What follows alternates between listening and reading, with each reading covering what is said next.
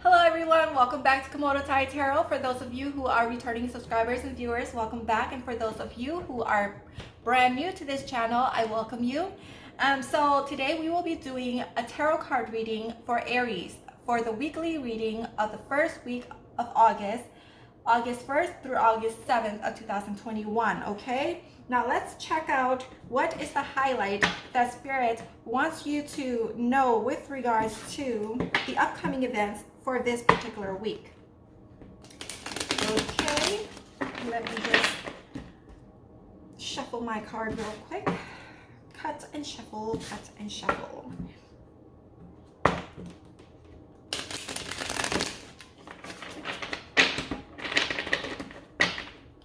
All right, Spirit team, what messages do you have? Oh my goodness. The Lover's card popped up. Ooh, okay. Well, there's love in the air, that's for sure, for the single Aries, right? And then for those of you who are a couple or in a relationship, I was going to say in a couple relationship. Well, I mean, that's kind of like the same thing. Yeah, so there's going to be love in the air, love in your life, okay, with the Lover's card popping out. And for those of you who are single, you will be struck by Cupid's arrow. You will meet this person that you will feel as though they are your soulmate or twin flame, all right? And some of you, I get the feeling that some of my viewers here, your relationship, or for those of you who are in a new relationship, okay, that's what I was trying to get at. Your relationship is going to blossom, okay? You will be head over heels for one another, okay? You and them alike, all right? So this is the type of relationship that is just like highly passionate, fiery, sexual, has everything. Lust, infatuation.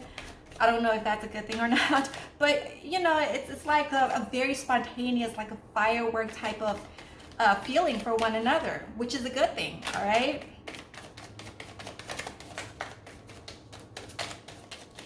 I have the feeling that this relationship is not going to be that kind of relationship where it sparks real quick, okay, like firework, and then fizzles out. I don't think this is the kind of relationship at all. Yeah, that's coming in here. And for those of you who are already in a relationship, you would be more in love with your partner. All right, and for those of you who is in a brand new relationship, your love is just going to blossom, it's going to expand. Some of you, I see like a bassinet, is that what they're called? Bassinets, you know, babies perhaps, you know. And I see some of you may be together for like 6 months and you would be conceiving, be pregnant. I don't know if that's a good thing or a bad thing, or if that's what you want in this relationship, but yeah, that's in store for you. And Four of Cups.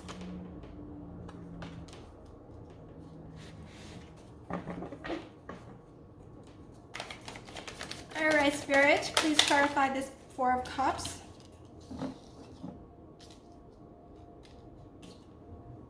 The Devil and Strength.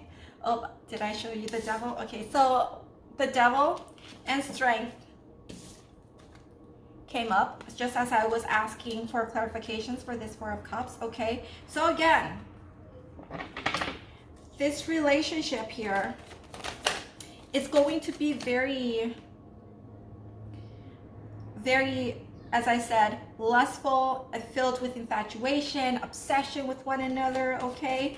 So you have to be careful, and what I mean by be careful is with this strength here is to not smother each other so much and give each other space, all right? Because I know in that honeymoon phase, you will want to be, especially in a relationship where it's emotionally charged with a lot of fiery passion, okay? You always want to be together all the time, 24/7. That's good and all, right? But on the one hand, it might not be so good, because then it's like you're smothering one another. So be mindful to give each other room and space, all right, to do your own thing, to carry out your own activities, so that it creates space and distance for you to miss each other, all right? And kind of, I don't know, I get like this flirtatious, what is it called? Sexting, where you're texting and, you know, like this teasing manner in a sexual way to get them like aroused or whatever, just to spice things up in the relationship, you know. You know how like when you're together for too long or too much, it doesn't really, it just kind of smothers. I don't know, all I can think of is like smothering, all right? So just allow for that space so that you can be on your own and allow one another to miss each other like that. So it helps to bring more passion into the relationship, yes. And then with the High Priestess,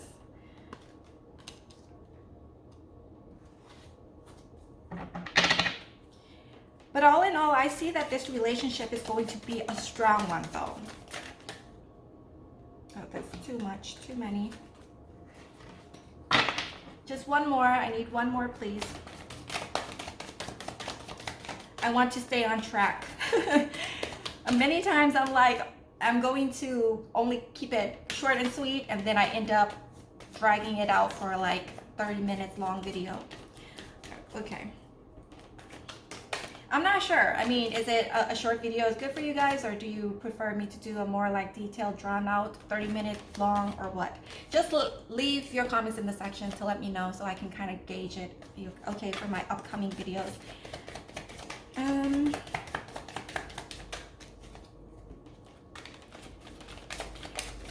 So with this High Priestess, this relationship is the type of relationship that you've been praying for, that you've been asking for, that you've been trying to manifest here. And for this first week of August, you will come to have this love relationship, this type of love relationship. One more, please. And we have the Wheel. So yes, with this Wheel of Fortune, this relationship is definitely going somewhere. Okay, I'm done with this. Let's move on to the Earth Magic Oracle. I know I've been so inconsistent with showing you guys the tarot cards and the oracle decks that I'm using. I'll try to be mindful of that for next time so that I show you which decks that I'm using. Okay. So yes. So with this Wheel card, I sense that you guys are finally taking over the wheel of your love life. For some of you, I sense that your love relationship may not always been this happy or this good. For those of you who broke up and moved on from your ex, but this person coming in that is new here, I see a lot of fiery energies. They could be of a fire sign like yourself, Aries, Sagittarius, Leo.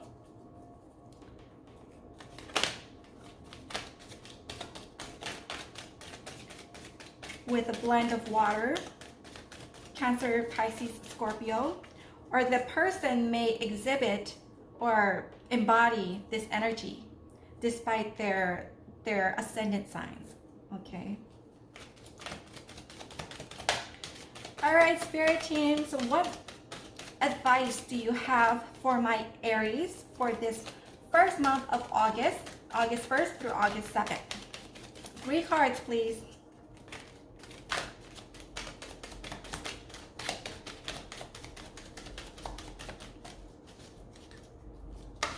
With this new love relationship coming in, I feel that you're going to have this sense of fulfillment that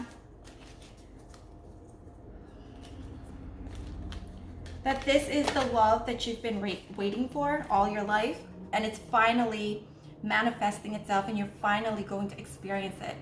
So we have rainbow blessings coming your way after a long, tough battle in your love relationships. You have finally found your pot of gold. so to speak, right? Metaphorically. Okay. 2 more, please. 2 more. This one wants to come out. Perspective. So all in all, your past experiences that you've been through thus far is for you to gain a wider perspective on love, to find yourself, basically. Because only through our own experiences do we actually learn and retain that information and give us the wisdom that we can garner and acquire throughout our life, okay? Because I mean, it's one thing that other people wants the best for you. You know how your parents or friends and family, close loved ones, they speaking of like past relationship wise that are not so healthy, that are toxic in relationships, right? Are toxic in nature. In our past, we might have people trying to tell us, you know, what's good for us and what's not. And we might not like what we hear from them, and we might not do as they say. Okay, we appreciate their concerns and their worries, but sometimes when other people tell us, you know, so that we don't commit the same mistake as them, obviously, family members, they've been through it, and they want to save us the time and the energy of not going through the heartache the same way they did. But sometimes it always ends up being that we don't take their advice, because at that particular point in time we think we know better, and it's only then that we go through the heartaches and the experiences that we actually learn from that mistake, and then use it to our advantage by bettering ourselves. And it also allows for us to have a new perspective on life as well. With this Milky Way here, that's the message. But the message here also is like, it's okay, you know, everyone commits mistake, we're human. So it's okay so long as you learn from that mistake and you move forward and then try to do better, okay? Use that experience, the mistakes, to refine yourself as a person. And strength, we have 2 strengths out here. So you guys are very, very powerful group of people here, Aries. Okay?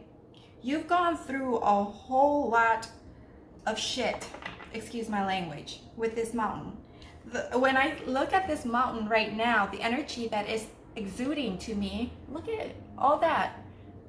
To me, it just looks like a pile of shit that you have to overcome, and the challenges that you have to overcome. Okay, but you made it, you've lived through it, and now you're rewarded with this new blessing, okay, that's coming towards you, which is love. So I'm pretty sure a lot of you will be happy with this outcome here. All right, unless for the few of you, you might be what's the word for it, you might be jaded from love, and you might not be too happy about this new love, or skeptical about this new love coming in. Actually, for some of you, you might not want, with this 4 of Cups, you might think it in the back of your mind, be like, oh, it might end up being the same story all played out time and time again, right? But no, just give it time, take a step back, look from a different perspective, okay? If you're not ready for it, then you're not ready for it. No one's going to force you. But if you're asking or is wondering about the love that, you know, your person or soulmate, I just hate to use the word soulmate or twin flame, but this Lover's card is actually the card of soulmates. That's coming towards you, or let's just say this person that is genuine, who has this true genuine feeling for you, right? That's going to come into your life and want to build a solid foundation with you, a solid family with you. You have it here, okay? Just don't let your fear get in the way. Don't let your past hurts get in the way and block your heart chakras, all right? Open your heart chakra up to allow this new love in, because there is new love coming in for you. Okay, and once again, we have our Osho card. Let's see what our spirit team wants you to reflect on this first week of August with this new love coming through. Oh, that is too many. I'm trying to stay on track here, spirit team. Okay. Okay, here we go. So this is your sutra. That's the photo for your sutra here. Okay.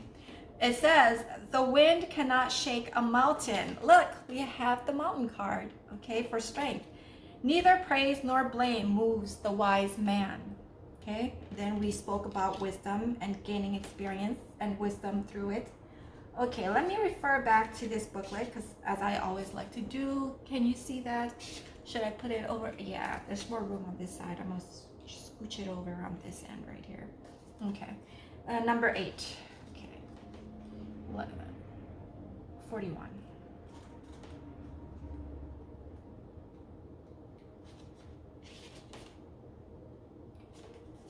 Once again, the sutra says, the wind cannot shake a mountain, neither praise nor blame moves the wise man. The explanation for that sutra says, to be wise is not to be knowledgeable. To be wise means to realize something of your consciousness, first within and then without, to feel the pulsation of life within you and then without, to experience this mysterious consciousness that you are. First, one has to experience it in the innermost core of one's being because that is the closest door to the universal consciousness. Once you have known it within, it is not difficult to know it without. But remember, the wise man never accumulates knowledge. His wisdom is spontaneous. Knowledge always belongs to the past. Wisdom belongs to the present. Remember these distinctions. Unless you understand the difference very clearly between knowledge and wisdom, you will not be able to understand these sutras of Gautama, the Buddha, and they are tremendously important. Knowledge satisfies the ego. Wisdom destroys the ego completely. Hence, people seek knowledge. It is very rare to find a seeker who is not interested in knowledge but is committed to wisdom. Knowledge means theories about truth. Wisdom means truth itself. Knowledge means second-hand. Wisdom means first-hand. Knowledge means belief. Others say it and you believe, and all beliefs are false. No belief is ever true. Even if you believe in the word of a Buddha, the moment you believe it is turned into a lie. Truth cannot be believed. Either you know it or you don't. If you know, there is no question of belief. If you don't know, there is again no question of belief. If you know, you know. If you don't know, you don't know.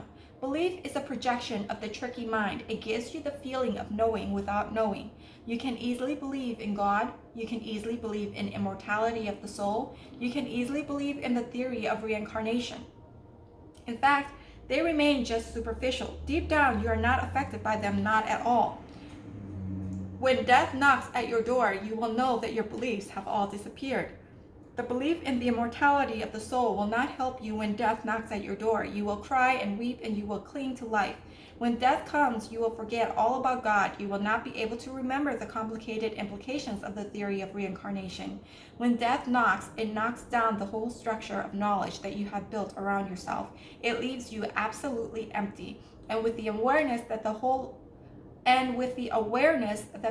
of life has been a wastage. Wisdom is a totally different phenomenon. It is experience, not belief. It is existential experience. It is not about, you don't believe in God, you know God. You don't believe in the immortality of the soul, you have tasted it. You don't believe in reincarnation, you remember that you have been in many bodies.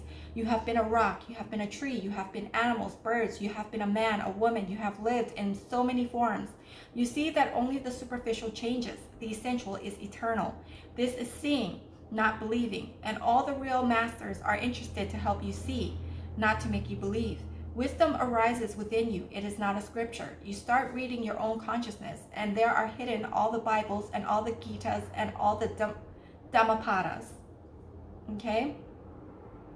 So I just want you to reflect on that a little bit. It kind of ties in of what I've had already said with gaining wisdom through your own experiences, all right, versus having people tell you what is and believing their words and kind of act accordingly. But I sense that My Aries, you are the kind of a group of people who are pioneers. Okay, you have to taste it for yourself, you have to experience for yourself, and only then will you gain wisdom, okay, through your own experiences and your own knowledge and your own sense of being and living in your own life and your own truth and journeys.